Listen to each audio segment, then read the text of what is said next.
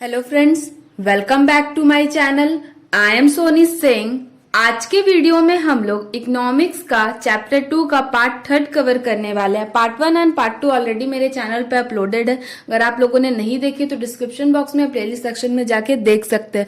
सबसे पहली बात एक चीज है, रेगुलर इस चीजों को लेकर डाउट्स आ रहा है बच्चे लोगों का, कंटिन्यूअसली मैसेज आ रहा है। फिर भी जितने बच्चे मुझे मैसेज करें मैं सबका रिप्लाई दे रही हूँ कि मैम हमारा एनसीईआरटी बुक से जो है हमारा आपने जो सिलेबस लिखा है, रिड्यूस सिलेबस लिखा है, टर्म 1 में सिलेबस लिखा है, वो मैच नहीं कर रहा है। तो क्यों ऐसा है?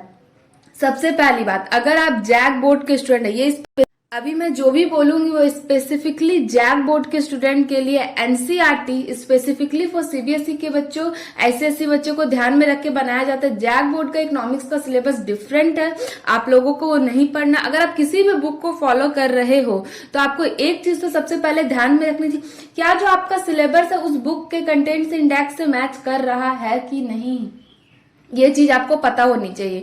तो इसीलिए किसी भी एनसीईआरटी अगर बुक से फॉलो कर रहे हो तो जैक बोर्ड के स्टूडेंट के लिए एनसीईआरटी बुक इकोनॉमिक्स की नहीं है, तो आप मत फॉलो करो। और अगर देखिए, अगर चैप्टर्स मिल जाए तो बहुत अच्छी बात है। जहां तक जितने बच्चों ने मैसेज किया उनके चैप्टर्स नहीं मिल रहे थे, मैं खुद भी पढ़ाती हूँ तो मुझे पता है एनसीईआरटी की जो बुक है वो सीबीएसई के क्लास 12 के बच्चों के लिए बहुत अच्छी है, बट जैक बोर्ड के लिए वो बुक नहीं है। तो डिस्क्रिप्शन बॉक्स में मैं जिस बुक को फॉलो करती है, एसबीपीडी पब्लिकेशन के, आप ले सकते हो, डॉक्टर अनुपम अग्रवाल के बुक को आप फॉलो कर सकते हो। तो चलिए स्टार्ट करते हैं आज की वीडियो के फर्स्ट पॉइंट के साथ।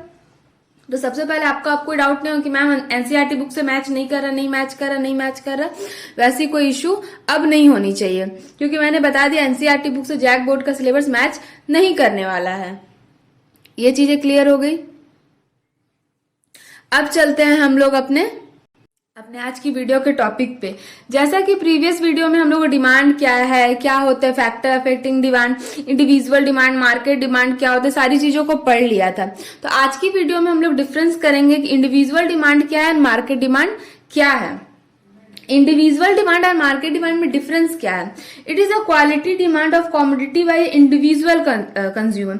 जैसा कि मैंने आपको बताया था कि इंडिविजुअल डिमांड जो होती है वो इंडिविजुअल पर्सन की होती है। आपके घर में कुछ चाहिए, आपकी डिजायर है, आपको कुछ खरीदना, वो इंडिविजुअल है। बट मार्केट में अगर उसी टाइप के 10 कंज्यूमर जाते हैं तो वो मार्केट डिमांड हो जाती है। It is a quality demand of consumer by all consumer.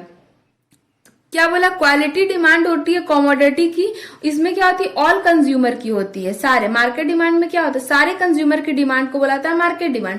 But individual demand में क्या बोला जाता है? इंडिविजुअल पर्सन की डिमांड को बोला जाता है individual demand, individual consumer. It may or may not follow a law of demand. क्या होता है? लॉ ऑफ डिमांड को क्या करती है, हम लोग पढ़ेंगे लास्ट में, तब आपको समझ में आया कि लॉ ऑफ डिमांड होता है। ये इंडिविजुअल डिमांड जो होती है मे और मे नॉट फॉलो कर भी सकती है, नहीं भी कर सकती है। फिक्स नहीं है कि फॉलो ही करेगी, और ये भी फिक्स नहीं है कि फॉलो नहीं करेगी। वो बोलते हैं ना, हो भी सकता नहीं भी हो सकता, इसका वो केस चलता रहता है। बट मार्केट डिमांड जो रहता है ऑलवेज फॉलो करती है, ऑलवेज फॉलो करती है लॉ ऑफ डिमांड को। आपसे ऑब्जेक्टिव में पूछ सकता है ये वाली चीज, क्या market demand law of demand को फॉलो करती है? आइदर नाइदर, बहुत सारे ऑप्शन।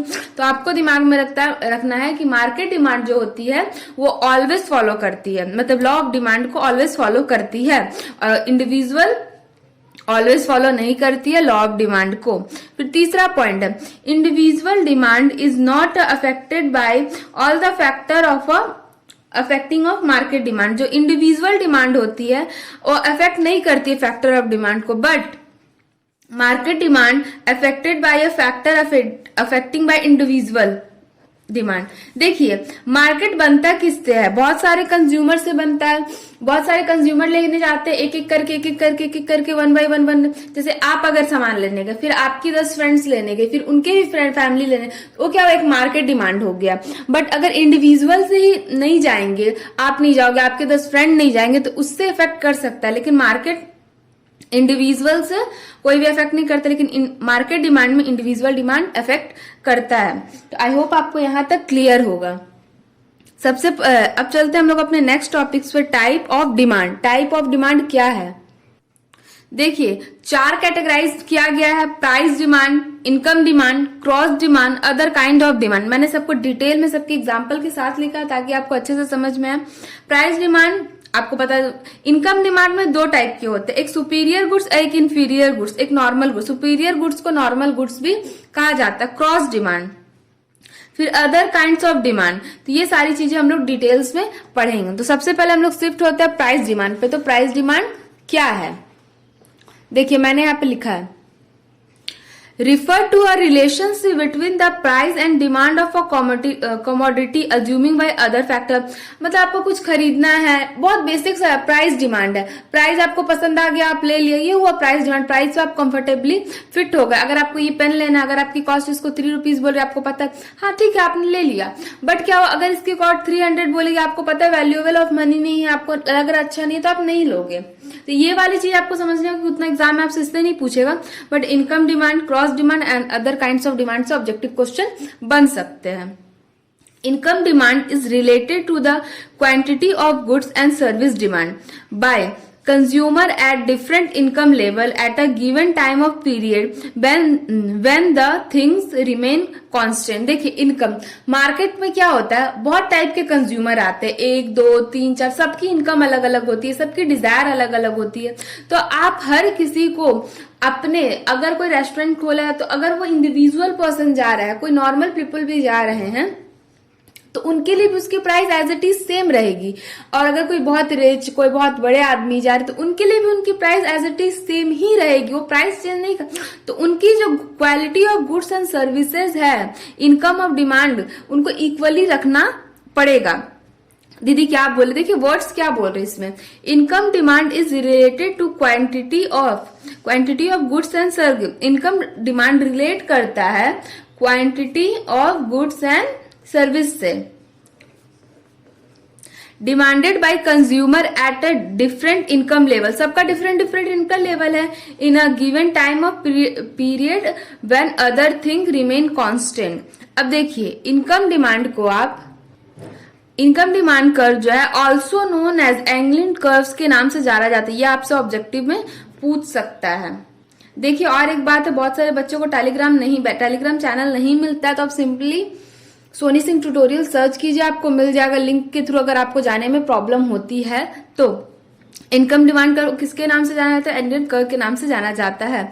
इनकम डिमांड जो होता है depends on a nature of a goods.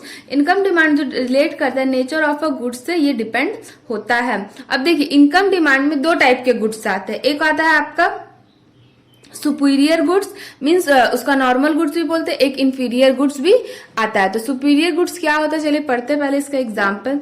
Normal goods are those goods in case of which there is a positive relation between price and quantity demand. Income demand curve is superior and normal goods in positively sloped in rise from left to right and is denoted that every increase in income by a consumer increase demand in superior goods। जैसा कि normal goods क्या day to day life में जो चीजें use हो रही, खाने में कुछ भी करने में, डे टू डे लाइफ में नॉर्मल गुड्स वो हुआ है। बट देखिए किसी इंसान का इनकम बढ़ता है तो वो क्या करता है, पहले बोलता है कि चलो हम लोग नॉर्मल राइस लेते हैं, जैसे मम्मी बोलते हैं एक एवरेज फैमिली की बात कर रही हूँ, वहां बोलते ये चावल लेते हैं। एक आता है, मतलब चावल क्या होती है, चावल की बहुत सारी वैरायटी होती है, मुझे नाम निकल, एक बासमती सुनती हूँ तो याद है। एक होता है एवरेज वाला ले लेती हूँ जो 20 रुपीज में मिलता है पर केजी, एक आता है 32 रुपीज पर केजी, एक आता है 58 रुपीज पर केजी। ठीक है, अब आप किस चीज को लोगे ये आप पे डिपेंड करता है। पहले अगर आप थोड़ा सा, आपकी अर्निंग कम है, आप थोड़ा सा कम कमाते हो, मतलब आप एवरेज कमा रहे हो, तो आप क्या 30 रुपीज वाली, लेकिन आपकी इनकम बढ़ी तो आप क्या करोगे, अच्छी क्वालिटी वाली चावल लोगे। अच्छी क्वालिटी क्या, टेस्ट भी होता है, आपको वो टेस्ट ज्यादा अच्छा है, जिसमें क्या बोलते हैं बिरयानी बनता है, वो वाली टेस्ट वाली चावल लोगे।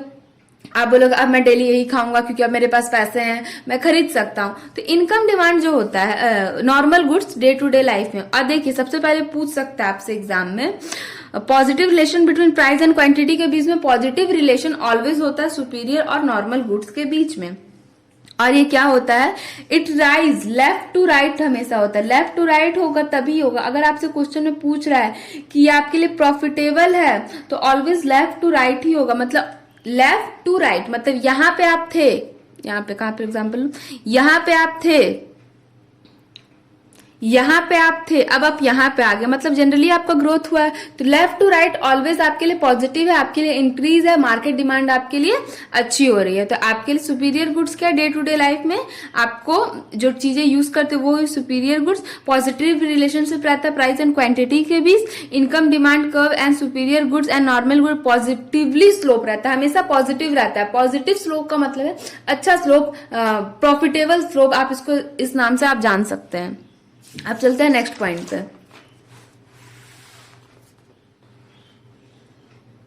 दूसरा, income demand of inferior goods. Inferior goods are the goods which is consume by a consumer due to insufficient level of income like vegetable and ghee. आपको इसमें एग्जांपल भी मैंने लिखा है। Income demand curve reflects to the negatively slow falls down this left right. देखिए inferior goods, सबसे पहले inferior goods और सुपीरियर गुड्स क्या होता है। सुपीरियर गुड्स जो डे टू डे लाइफ में आप यूज करें, इंफीरियर गुड्स आप बोल सकते हैं कि एग्जाम्पल के लिए लेते हैं, जैसे कि ये एक आइसक्रीम है, इसकी आइसक्रीम है, इसकी कॉस्ट 10 रुपीज है, ठीक है। ये एक आइसक्रीम है,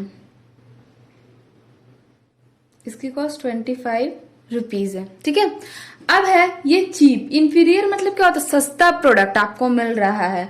तो आप बहुत देखोगे, आप क्वालिटी देखोगे, इसकी क्वालिटी ठीक नहीं है बट इसकी क्वालिटी अच्छी है, तो आप क्या करोगे, ऑलवेज इस गुड्स को कंज्यूम करोगे। तो इसके कारण क्या हुआ, इंफीरियर गुड्स के कारण आपका कोई खरीदने ही नहीं आ रहा, तो आपका क्या होगा, ये नेगेटिव चला जाएगा, मतलब ये राइट टू लेफ्ट चला जाएगा। देखिए यहाँ पे लिखा है income demand curve inferior goods negatively slow fall from a left to right,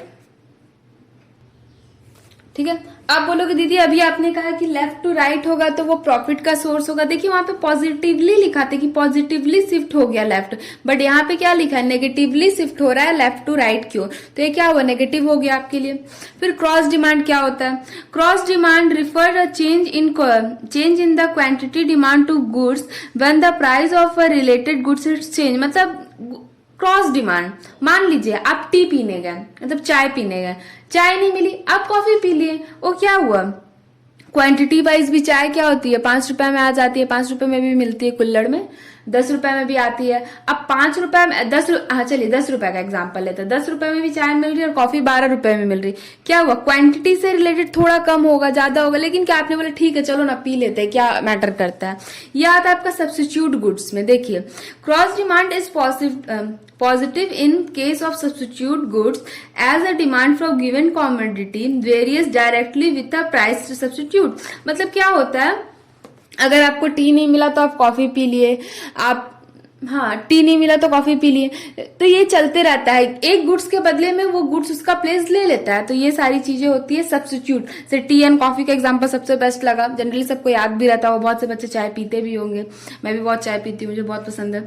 तो वो सारी चीजें होती है सब्स्टिट्यूट गुड एक जगह का। अब कम्प्लीमेंट्री गुड्स क्या होता है, जिसके बिना वो कंप्लीट ना हो, जैसे कि गाड़ी, अब हमारा स्कूटर है, स्कूटी है, कार है, क्या पेट्रोल के बिना चलेगा, नहीं चलेगा, तो उसके लिए वो कंपलसरी है, 2 गुड्स आपस में हमेशा रहेंगे ही रहेंगे।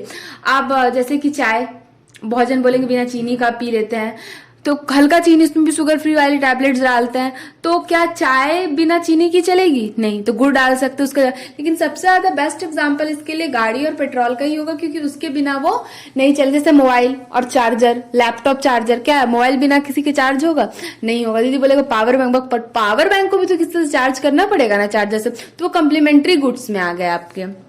देखिए मैंने यहाँ पे लिखा है definition, cross demand is negatively in case of complementary good as demanded for the given commodity varies इंसेंटिवली with price of complementary goods. Petrol and diesel, petrol and scooty का मैंने आपको एग्जांपल दिया कि अगर पेट्रोल नहीं आएगा तो गाड़ी भी नहीं, तो वही चीज है, आपस में हमेशा रिलेट करते हुए चलना है। सब्स्टिट्यूट गुड्स मतलब टी एंड कॉफी, एक का प्लेस दूसरा कोई ले लेगा।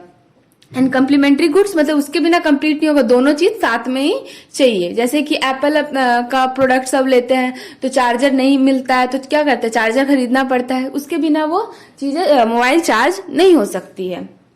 अब चलते हैं अदर पॉइंट में, अदर काइंड्स ऑफ गुड। देखिए अदर काइंड्स ऑफ गुड जो होता है ना, ज्वाइंट डिमांड और कम्प्लीमेंट्री गुड दोनों चीजें सेम है, इसका डेफिनेशन पढ़िए आप।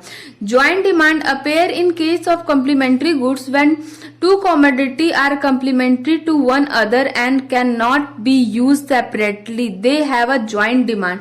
जैसे bread and butter, sugar and tea, मैंने टी कहा, ज्वाइंट कॉम्प्लीमेंट्री गुड्स के तरह आपको चाहिए उसमें ज्वाइंट। अगर आप बटर ब्रेड खा रहे हो तो बटर चाहिए आपको, फिर जैम भी, अगर जैम भी ले सकते, बहुत सारे बच्चे जैम भी खाते हैं, फिर शुगर एंड टी नहीं कंप्लीट होगा, ज्वाइंट डिमांड है उसके साथ वो चीजें चाहिए। जैसे चावल दाल, क्या चावल आप ऐसे ही खा सकते हो, उसके साथ दाल चाहिए ही चाहिए, खाने का रिलेट करो ज्यादा अच्छे से समझ में आएगा। तो ज्वाइंट डिमांड ये सारी चीजें। डिलीवरेबल डिमांड क्या होता है? Demand for a factor of production is not is directly demanded, is indirect and deliver to demand. क्या होता है, बोला नहीं जा रहा लेकिन फिर भी जो सेल्समैन उनको देना पड़े, जैसे सब्जी लेने जाते तो प्लोथिन मिलती थी ना साथ में, तो वो उसकी डिमांड नहीं है, उसकी वहां जरूरत नहीं है, उसको ले जाने के लिए आपको देना ही पड़ेगा, उसकी आप प्राइस भी चार्ज नहीं कर सकते। ये होता है डिलीवरेबल डिमांड। आज की वीडियो में बहुत शॉर्ट सी वीडियो बनाई मैंने। आज की वीडियो में हम लोगों ने टाइप्स ऑफ डिमांड पढ़ा, कितने टाइप्स ऑफ डिमांड होते हैं, individual demand and market demand में डिफरेंस पढ़ा। नेक्स्ट 3 वीडियो में हमारा चैप्टर 2 भी खत्म हो जाएगा। मतलब इकोनॉमिक्स का हम लोगों ने बोल सकते हैं अभी हम लोगों ने 30% सिलेबस कंप्लीट कर लिया है। चैप्टर 1 का मैं एमसीक्यू टेस्ट बना रही हूँ, अभी तक मैंने 5 से 10 ही क्वेश्चन बनाए। मैं सोच रही हूँ जितना ज्यादा क्वेश्चन आप लोगों के लिए ऐड कर सकूँ उतना अच्छी चीज है। तो मैं आप लोगों की टेस्ट लूंगी जल्द ही, टेलीग्राम चैनल पे आपको मिल जाएगा। नहीं तो रेगुलरली टेलीग्राम चैनल पे कुछ ना कुछ मैथ्स के तो अभी तक नहीं भेजे हैं, अकाउंट्स के, बीएसटी के, इकोनॉमिक्स के क्वेश्चन तो मैं आप लोग को भेजते ही रहती हूँ कि आप लोग एमसीक्यू सॉल्व करो, ताकि आप लोग के सारे डाउट्स क्लियर हो जाएगा। कोई डाउट रहता है तो कमेंट सेक्शन में कमेंट करो, कोई टॉपिक पे वीडियो चाहते हो तो भी कमेंट सेक्शन में कमेंट कर सकते हो। और चैनल पे नए हो तो चैनल को सब्सक्राइब कर लो, रेगुलर वीडियो अपलोड हो रही है, आप लोग की पढ़ाई अच्छी तरीके से हो पाए। Thank you for watching this video guys, thank you so much.